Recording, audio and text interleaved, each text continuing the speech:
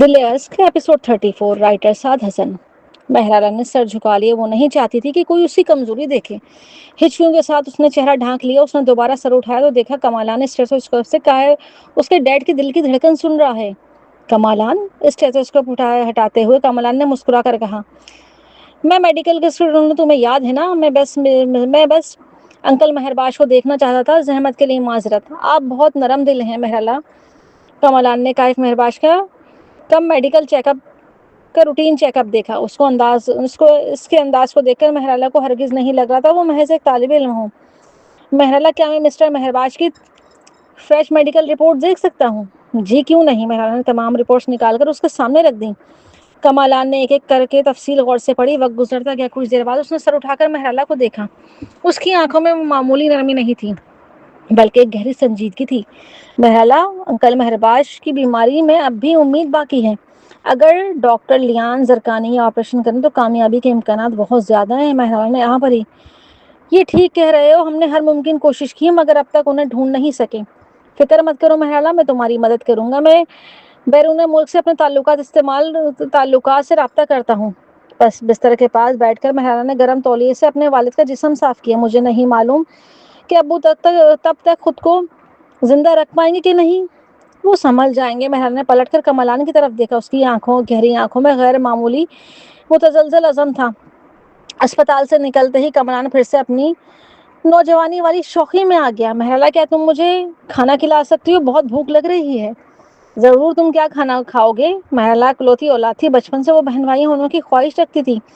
اس کی نظر میں کمالان اس کا چھوٹا بھائی تھا، فرمانبردار، پیارا اور بے ضرر۔ قریب ہی ایک نائٹ مارکیٹ ہے، چلو وہاں سے کچھ اسنیک کھاتے ہیں۔ مہرالہ نے بھی کہا، یہ ٹھیک ہے۔ یہ نائٹ مارکیٹ سیاحوں کے لیے خاص مشہور تھی۔ ہجوم بھری گلی ایک کونے پر میں مہرالہ ایک ہاتھ میں ملک شیک اور دوسرے ہاتھ میں مٹھائی پکڑے کلائیاں پلاسٹک کی تھیلیوں میں لٹکتے مختلف اسنیک سے بھری ہوئی تھیں۔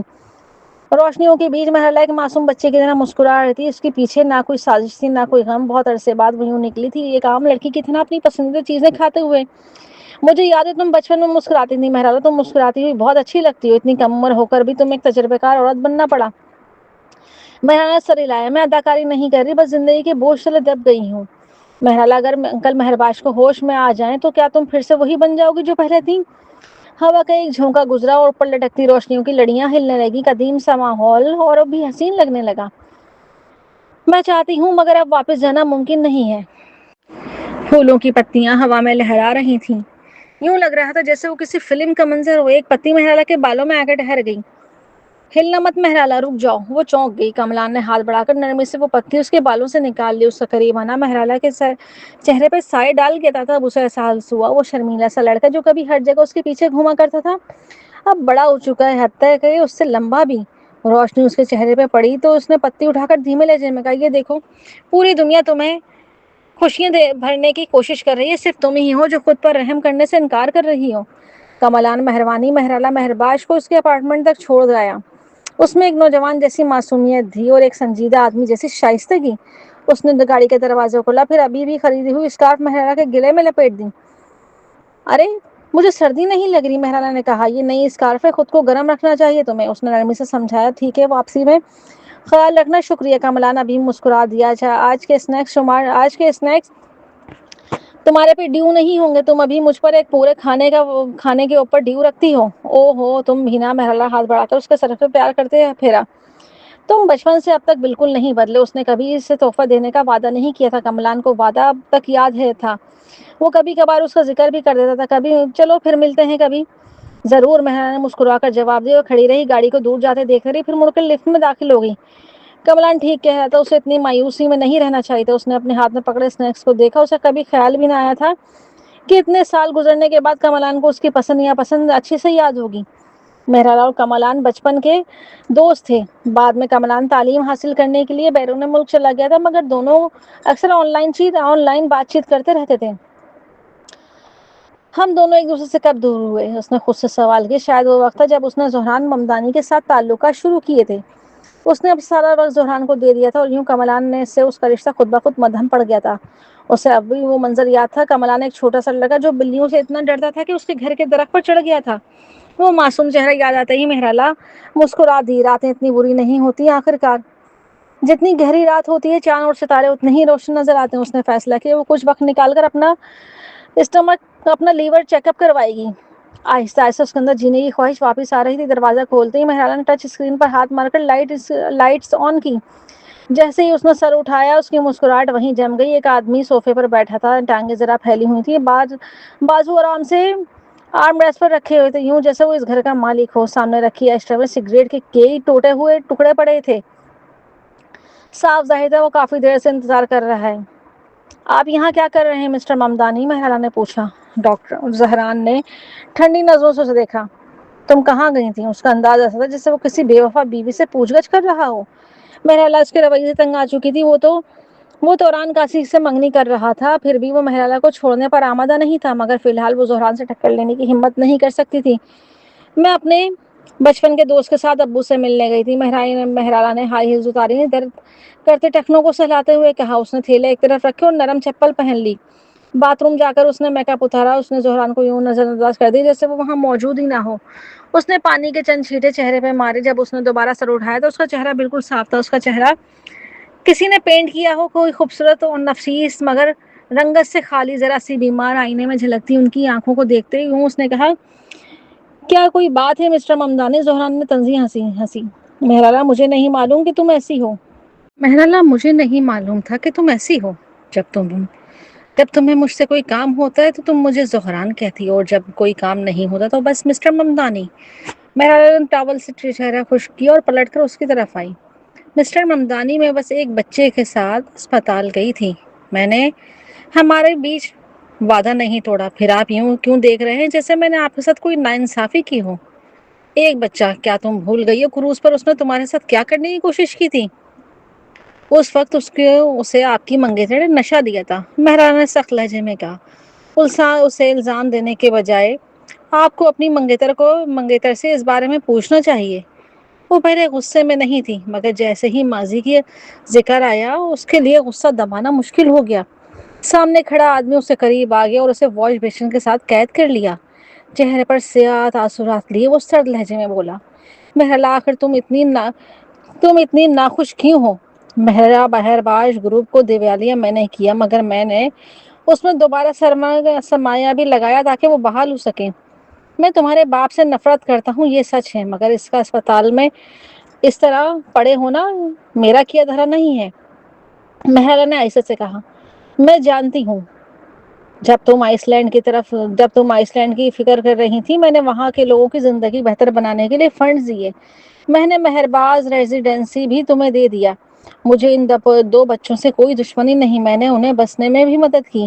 جب تم نے کمپنی جوائن کرنا چاہی میں نے ایک لفظ کہے بغیر تمہیں وہاں پر ہائر کر لیا۔ زہران نے اسے کندھے کو مضبوطی سے تھام لیا، جیسا وعدہ تھا۔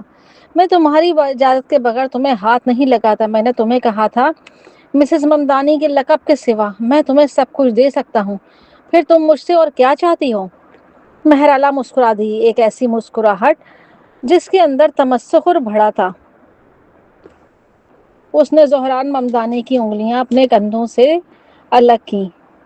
مسٹر ممدانی میں نے کبھی آپ سے کچھ مانگا؟ میں نے تو مسز ممدانی کے لقب کے بعد بغیر کسی مسئلے کے چھوڑ سکتی ہوں کہ مجھے یہ لقب نہیں چاہیے۔ زہران کی چمکتی نگاہوں کے سامنے مہرالہ کی مسکراہٹ ہلکی ہو گئی۔ وہ پرسکون لہجے میں کہنے لگی، مجھے لگتا تھا کہ دنیا میں کوئی چیز آپ کا مقابلہ نہیں کر سکتی، مگر پھر میں ٹھہر گئی، انتظار کرتی رہی۔ میں نے انتظار کیا، میں نے آپ کا انتظار کیا، اب میں مزید انتظار نہیں کر سکتی۔ تو مجھے تھکے ہوئے جسم کو گھسیٹ کر آگے بڑھنا پڑا، اور تب مجھے ایک بات سمجھ آئی۔ باہر کی ہوا ہو، گرمیوں کی خزاں کے پتے، حتیٰ کہ سردیوں کی برف بھی سب آپ سے بہتر نکلے۔ اس نے ہاتھ اٹھایا، اس کی باریک انگلیاں اس کے چہرے کو چھو گئیں جسے وہ کبھی دل و جان سے چاہتی تھی۔ زہران میں مانتی ہوں کہ میں آپ کو مکمل طور پر بھلا نہیں پائی، شاید برسوں بعد بھی آپ کو یادوں سے مٹا نہ سکوں۔ آپ اب بھی میرے دماغ پر اور موڈ پر گہرا اثر ڈالتے ہیں۔ میرے خیالات بدل سکتے ہیں، میری سوچیں بدل سکتے ہیں، مگر میرے اندر اب اتنی ہمت نہیں رہی کہ میں آپ کو یاد کروں۔ آخر میں مہرالہ کی انگلیاں اس کے ہونٹوں تک پہنچ گئیں۔ زہران، کیا آپ نے کیا آپ ان رنجشوں سے تھکے نہیں ہیں؟ میں تھک گئی ہوں۔ میں آپ اور توران کے لیے مزید وقت ضائع نہیں کرنا چاہتی۔ میں ان لوگوں کی وجہ سے اداس نہیں ہونا چاہتی جو میرے لیے بے معنی رکھتے ہیں۔ چلے ہم اپنے اپنے راستے الگ کر لیں، یہی ٹھیک رہے گا۔ زہران کی آنکھوں میں اس کا چہرہ چھلک رہا تھا، وہ چہرہ جو اسے جانا پہچانا ہونا چاہیے تھا، مگر اس لمحے اسے یوں لگا جیسے وہ ایک اجنبی چہرہ ہو جسے اس نے اسے کبھی دیکھا ہی نہ ہو۔ وہ دانت بھیج کر سرد آواز میں بولا، مہرالہ کیا تم اتنی بے تاب ہو مجھ سے رشتہ توڑ دوں؟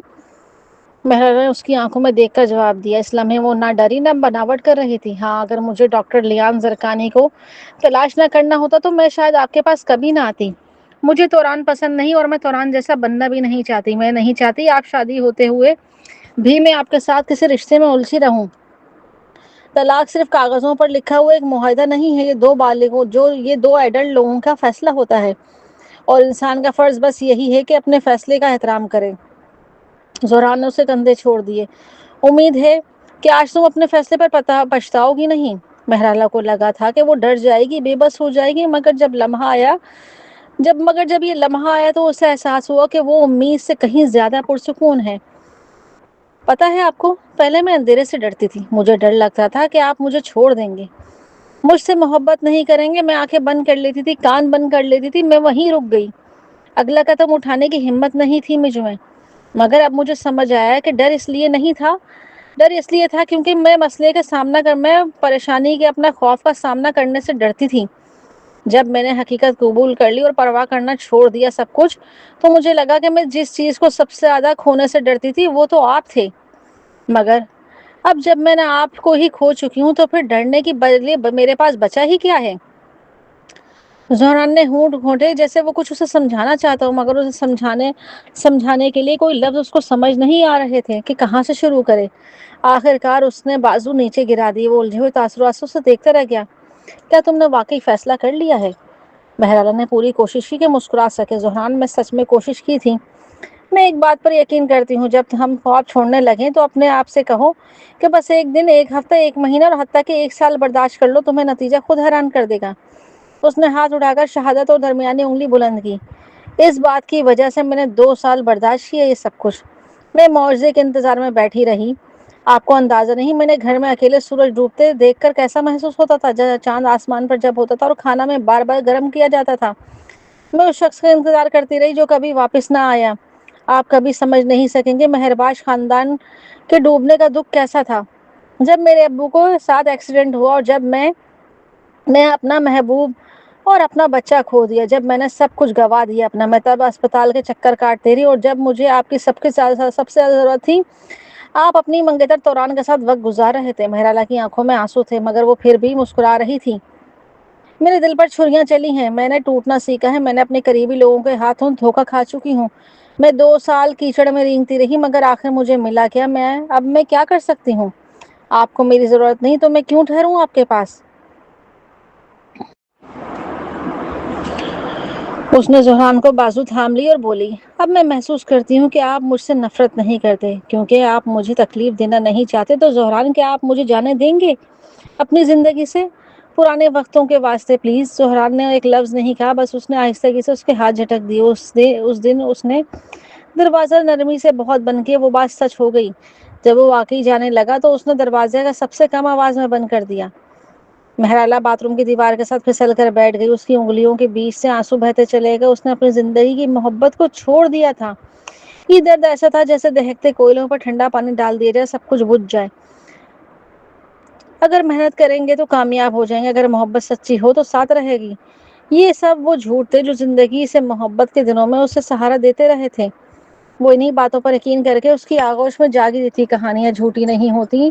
شہزادہ اور شہزادی واقعی ہمیشہ خوش رہتے ہیں، مگر کوئی کہانی یہ نہیں بتاتی کہ شادی کے بعد شہزادی کی زندگی کیسے ہوتی ہے۔ ایسی بہت سی چیزیں تھیں جنہیں وہ برداشت نہیں کر سکتی تھی، حتیٰ کہ اگر زہران کے دل میں اس کے لیے جگہ تھی بھی، تب بھی وہ یہ حقیقت قبول نہیں کر سکتی تھی کہ اس کی نگاہ کسی اور عورت پر بھی رہے۔ اس لیے اس نے اسے چھوڑ دیا، مکمل طور پہ چھوڑ دیا۔ آج اس نے وہ اپنا اندر پرانا اپنے آپ ڈھونڈنا چاہتی تھی۔ مہرالہ نے ایک نمبر ڈائل کیا۔ کافی عرصے بعد اسے وہ آواز سنائی دی جس نے مدت تو نہیں سنا تھا۔ کیسی ہو؟ میں ٹھیک ہوں ریدان، مہرالہ نے مسکرا کر کہا۔ ریدان سہربادی مہرالہ بہرباش نے اپنی زندگیوں کے حالات پر تھوڑی دیر بات کی اور مسئلے ڈسکس کیے۔ مہرالہ کو ہمیشہ اس بات کا احساس جرم رہتا تھا کہ زہران ممدانی نے اس کی وجہ سے ریدان کو ملک بدر کر دیا ہے۔ ریدان کی آواز ہمیشہ کی طرح نرم تھی۔ وہ بیرون ملک تعلیم حاصل کر رہا تھا اور اب نئے ماحول کا عادی ہو چکا تھا۔ اس نے ایک اچھی سی گرل فرینڈ بھی بنا لی تھی۔ چند برسوں میں جب وہ واپس آئے گا تو شاید اسپتال کا CEO بن جائے گا۔ اس لیے اس کی تعلیم کسی طور پر بھی نقصان کا سودا نہیں تھی۔ اس سے اگلے دن مہرالہ نے اپنا جگر کا چیک اپ کا بندوبست کیا، اپائنٹمنٹ لی۔ مہرالہ مجھے سچ میں خوشی ہے کہ تم آگے بڑھنا چاہتی ہو اور ایک نئی زندگی شروع کر رہی ہو۔ میں پوری کوشش کروں گی کہ اچھی زندگی گزار سکوں ریدان، چاہے ایک دن ہو یا ایک مہینہ، میں ہر آنے والے دن کل کی امید کے ساتھ خوش آمدید کہوں گی۔ فون کے اس پار ایک عورت کی آواز آئی۔ ریدان، مجھ سے پھر گڑبڑ ہو گئی ہے؟ مسکراتے ہوئے مہرالہ نے کال ختم کر دی۔ جاؤ ریدان، بعد میں بات کرتے ہیں۔ اس رات وہ آخرکار پرسکون ہو گئی تھی۔ اس نے جا کر واش لیا، پھر اس نے اپنے لیے تھوڑی سی کافی بنائی۔ بالکنی میں کھڑے ہو کر وہ سمندری ہوا سنتی رہی اور کپ اٹھا لیا۔ اس نے سمندر کی طرف چلا کر کہا، مہرالہ تمہیں جینا ہے۔ اگلی صبح سویرے اس نے چھٹی لے لی۔ اس نے ایک سادہ سفید لباس پہنا اور ایورلی کے ساتھ لے کر اپنے پرانے اسکول کو سر کر نکل گئی۔ چند ہی برس گزرے تھے مگر ارد گرد کا ماحول کافی بدل چکا تھا۔ اس اسکول کے قریب مزید دکانیں اور عمارتیں بلڈنگز بن گئی تھیں۔ صبح کی ہوا میں لڑکیوں کی پونیاں اور درختوں کی سبز کونپلیں ہلا رہی تھیں۔ پرندے نیلے آسمان میں چہچہاتے ہوئے اڑ رہے تھے۔ سڑک کنارے اسٹال سے بھاپ اڑ رہی تھی اور کھانوں کی خوشبو فضا میں پھیل رہی تھی۔ دھوپ مہرالہ کے روشن چہرے پر پڑ رہی تھی۔ سب کچھ ٹھیک تھا اور وہ ٹوٹے ہوئے جہاں سے دوبارہ محبت کرنے کے قابل ہو چکی تھی۔ ایورلی مہرالہ سے پرانے ماضی کی دلچسپ باتیں کر رہی تھی۔ جب اس نے جاش کا ذکر کیا تو اس کے چہرے پر مایوسی جھلکنے لگی۔ مہرالہ نے اس کے کندھے پر ہاتھ رکھا۔ ایورلی، میں ٹھیک ہوں، میں اتنی کمزور نہیں ہوں جتنا تم سمجھتی ہو۔ اتنے دنوں میں کافی مصروف ہوں، نئے ڈاکیومنٹ سائن کر رہی ہوں، نئی کمپنی کے ماحول کی عادت ڈال رہی ہوں، ساتھیوں کے قریب آنے کی اور خود کو بیٹر کرنے کی کوشش کر رہی ہوں۔ مجھے لگا تھا میں اداس رہوں گی مگر زندگی کی چھوٹی چھوٹی مصروفیات نے اس اداسی کو بہت پیچھے چھوڑ دیا ہے۔ میں تو وہ باتیں بھی بھولنے لگی ہوں جنہیں سمجھتی تھی کہ میں کبھی بھلا نہیں پاؤں گی۔ ایورلی نے مہرالہ کا ہاتھ تھام لیا۔ مہر، مجھے یقین ہے کہ تم بھی کر سکتی ہو یہ سب۔ خود کو تھوڑا وقت دو، تم سب کچھ اچھا ڈیزرو کرتی ہو۔ ہاں، مجھے بھی یقین ہے۔ قریب ایک پھولوں کی دکان سے مہرالہ نے 2 بوکے خریدے۔ ایک اس نے ایورلی کو دیا، پھر دونوں نے گلدستے ایک دوسرے کی طرف بڑھائے۔ یہ ہماری خوبصورت آنے والی نئی زندگی کے نام۔ مہرالہ نے اپنا چیک اپ کروا لیا جو ریدان نے بتایا تھا۔ گھر واپس آ کر اس نے پھول گلدان میں سجا دیے۔ خوبصورت پھولوں کو دیکھ کر وہ مسکرا دی۔ جب اس نے خود کو پھول دیے تو اس نے آزادی کے تلاش کا بھی عہد کیا۔ اس کے ٹیسٹ رزلٹ 28 گھنٹوں بعد آنے تھے۔ اس رات مہرالہ گہری نیند سوئی۔ اس سے سمندر اس کے خواب میں سے نہیں نکلتا تھا۔ اس کے بجائے اس نے دیکھا کہ پھولوں کے ایک میدان میں ایک بچہ اس کی طرف دوڑ رہا ہے۔ بچے نے اس کے سر پہ پھولوں کا تاج رکھا۔ پلیز خوش رہیں ماما۔ مہرالہ نے بچے کو گلے لگا لیا مگر جب اس نے بچے کا چہرہ دیکھا تو وہ کنان کی آنکھوں میں جھانک رہی تھی۔ خواب اچانک ختم ہو گیا۔ مہرالہ نے کھڑکی سے آتی دھوپ کو دیکھا، بے ساختہ مسکرا دی۔ پھر اسی بچے کو خواب کیوں دیکھنے لگی؟ اس نے پردے ہٹا دیے، ہاتھ بڑھا کر دھوپ کو چھوا۔ جب دل گرم ہوا تو اسے محسوس ہوا کہ دھوپ بھی گرم ہوتی ہے۔ تیار ہو کر وہ کمپنی کے لیے نکل گئی۔ وہ اپنے نئے سفر کے لیے تیار تھی۔ آفس لابی میں اس نے زہران ممدانی کو دیکھ کر ہیلو کہا۔ یہ اس کے بالکل برعکس تھا، جو بات بالکل اکیلی تھی۔ دیگر ملازمین کی طرح اس نے بھی ادب سے کہا، ہیلو مسٹر ممدانی۔ انہوں نے سر ہلا کے نظر پھیر لی۔ بغیر کسی جذبے کے وہ اس کے پاس سے گزر گیا، یوں جیسے وہ دونوں ایک دوسرے کو جانتے ہی نہ ہو۔ مہرالہ عام ورکرز والی لفٹ کی طرف بڑھ گئی جبکہ زہران اپنی پرائیویٹ لفٹ کی طرف چل دیا۔ وہ دونوں ایک سیدھی لکیر کی مانند جو کبھی نہیں ملتی تھیں۔ یہی رشتہ ہونا چاہیے۔ تب اسے سمجھ آیا اس دنیا کے سب سے ظالم الفاظ مجھے افسوس ہے یا مجھے تم سے نفرت نہیں ہوتے، بلکہ یہ ہوتے کہ ہم کبھی پہلے جیسے نہیں ہو سکتے۔ مہرالہ نے لفٹ کے دروازے بند کرنے کا بٹن دبایا اور زہران کی شبیہ کو اپنی زندگی سے مکمل طور پر باہر کر دیا۔ جیسے ہی مہرالہ ٹیم سی کے آفس کی طرف داخل ہوئی، سب نے بڑے جوش و خروش سے اس کا استقبال کیا۔ یہ منظر دیکھ کر مہرالہ کو کچھ مزاحیہ سا لگا۔ اگر انہیں معلوم ہو جاتا کہ اب اس کے پاس کوئی بیک سپورٹ نہیں تو کیا وہ پھر بھی اتنی چمکتی مسکراہٹ کے ساتھ اس کے ساتھ پیش آئیں گے؟ حتیٰ کہ صوفیہ کو بھی اس بات پر کوئی اعتراض نہیں تھا کہ مہرالہ اکیلے ہی یہ پروجیکٹ سنبھال رہی ہے۔ اس نے اسے کندھے پر ہاتھ رکھا اور کہا، پورے زور لگا دو اپنا مہرالہ، اچھی محنت کرو۔ نورما نے جلدی سے مہرالہ کو ایک طرف کھینچ لیا۔ ایک سنسان جگہ پر اس نے اپنی تحقیقات کی رپورٹ دی۔ مس مہرباش، کل رات جیکسن اپنے ڈپارٹمنٹ کی ایک عورت کے ساتھ گھوم پھر رہا تھا۔ وہ کافی انجوائے کر رہا تھا۔ اور مہرالہ نے پوچھا۔ نورما نے کہا خوش قسمتی سے میں اس عورت کی کافی قریب سے جانتی ہوں، اس نے میری مدد کی اور اس سے چند سوال پوچھے۔ جیکسن نے کہا کہ آپ خوبصورت ہیں، فگر اچھا ہے اور آپ کی جلد بھی، آپ کی اسکن بھی بہت اچھی ہے۔ اس نے یہ بھی کہا ایک دن وہ آگے آنے والے گندے الفاظ دہرا نہ سکی۔ نورما نے بات سمیٹتے ہوئے کہا، اس کے علاوہ جیکسن کو آپ اس سے کوئی ذاتی رنجش نہیں ہے۔ اس کا رویہ ایسا نہیں تھا جیسے وہ آپ کو پہلے سے جانتا ہو۔ میں نے تو یہی اندازہ لگایا۔ مہرالہ نے تیوری چڑھائی۔ پھر وہ تصاویر کیسے آئیں؟ اس عورت نے اس سے اس بارے میں پوچھا تھا، اس نے تصویر دیکھی تھی۔ جیکسن نے کہا اگر مسٹر لنکن ایسا کر سکتے تو وہ کیوں نہیں کرے گا؟ اسے اندازہ ہی نہیں تھا کہ اصل میں آغاز اس نے ہی کیا تھا۔ مہرالہ نے صوفیہ کے ساتھ اس کی چیٹ ہسٹری کو یاد کیا۔ تصویر کے علاوہ وہاں کچھ بھی غیر معمولی نہیں تھے۔ نورما نے مزید کہا، مس مہرباش، یہ مسٹر یانسی کے بارے میں میری مکمل معلومات ہیں جو مجھے معلوم ہیں۔ کام میں وہ بہت اچھا ہے، مگر اس کے علاوہ اس کا دماغ صرف فحش خیالات سے بھرا ہوا ہوتا ہے۔ اس سے آپ سے کوئی دشمنی نہیں ہے، اس لیے اس کے پاس یہ سب کرنے کی کوئی وجہ بھی نہیں بنتی۔ مہرالہ نے آہستگی سے بولا، اگر اس نے یہ نہیں کیا تو پھر تصویریں اس کے فون سے کیوں بھیجی گئیں؟ نورما نے ایسے ہی گیس کیا، وہ ایک اوچھا آدمی ہے۔ کوئی بھی عورت اگر تھوڑی سی اپنا آپ اس کے سامنے پیش کر دے تو وہ آسانی سے پھنس سکتا ہے۔ شاید کسی عورت نے اس کا فون کا استعمال کیا ہو اور پھر اس کے فون سے مس لنکن کو وہ تصویر بھیج دی ہو۔ مہرالہ کی آنکھیں اس خیال سے چمک اٹھیں۔ ہاں، شاید تم ٹھیک کہہ رہی ہو، اصل سازشی کبھی خود کو بے نقاب نہیں کرتا یا سامنے نہیں آتا۔ اگر مہرالہ اس معاملے کی جڑ تک پہنچنا چاہتی تھی تو اسے اپنی توجہ جیکسن پر ہی مرکوز رکھنی تھی۔ یہ واقعی اس کے لیے چالاکی کا باعث بنتی۔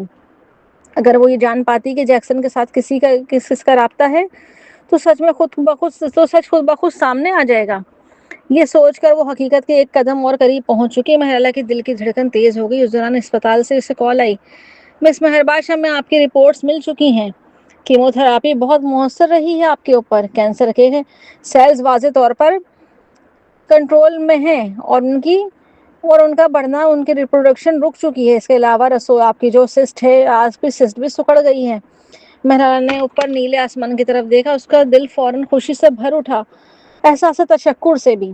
یہ تو بہت اچھی خبر ہے اور تمام رپورٹس کے مطابق اب آپ کو آپریشن کروا سکتی ہیں۔ البتہ ایک ماہر سرجن کو آپ کو خود کو دکھانا پڑے گا۔ میں آپ کے لیے بہترین علاج کا پلان تیار کر دوں گا۔ ٹھیک ہے ڈاکٹر اسکاٹ، آپ کا بہت شکریہ۔ کال ختم کرنے کے بعد مہرالہ نے سوچا، زندہ رہنا اتنا بھی برا نہیں ہے۔ اسی لمحے ایک عورت آفس میں داخل ہوئی۔ اس نے باوقار خوبصورت سے کپڑے پہن رکھے تھے۔ اس کا میک اپ نہایت نفاست سے ہوا تھا۔ ریسپشن نے اسے زیادہ نہیں روکا۔ میڈم، آپ کو کس سے ملنا ہے؟ میں اپنی بیٹی سے ملنے آئی ہوں۔ آپ کی بیٹی کون ہے؟ مہرالہ مہرباش۔ مہلکہ صدیقی کی نظریں پورے آفس میں گھومی، پھر وہ مہرالہ پر جا کے ٹھہر گئیں۔ مہرالہ کو یقین نہیں تھا کہ مہلکہ یہاں پرانی باتیں دہرانے آئی ہیں۔ اسپتال میں اس دن جدا ہونے کے بعد مہرالہ نے مہلکہ کو بلاک کر دیا تھا۔ نورما بول اٹھی، اوہ مسز مہرباش، آپ کی ماما تو بہت جوان اور خوبصورت ہیں، تبھی تو اتنی خوبصورت بیٹی ہے۔ نورما اپنی تعریف مکمل بھی نہ کر سکی تھی کہ مہلکہ اپنی ہیلز میں چلتی ہوئی مہرالہ کے سامنے آ کے کھڑی ہو گئی اور بغیر ایک لفظ کہے اس نے زوردار تھپڑ مہرالہ کے منہ پر دے مارا۔ بے شرم عورت، تم یہاں تک اس کا پیچھا کیا ہوا ہے۔ ایسا نہیں تھا کہ مہرالہ اس تھپڑ سے بچ نہیں سکتی تھی۔ مہلکہ صدیقی بہت تیز تھی اور مہرالہ کو بالکل اندازہ نہیں تھا کہ وہ سب کے سامنے ایسا قدم اٹھائیں گی۔ تھپڑ پڑتے ہی مہرالہ سن رہ گئی۔ اس کے یادوں میں مہلکہ ہمیشہ ایک سرد مزاج اور فاصلے پر رہنے والی عورت نہیں تھی۔ چاہے کچھ بھی ہو، مہلکہ بچپن سے آداب اور تمیز کی تعلیم حاصل کی تھی۔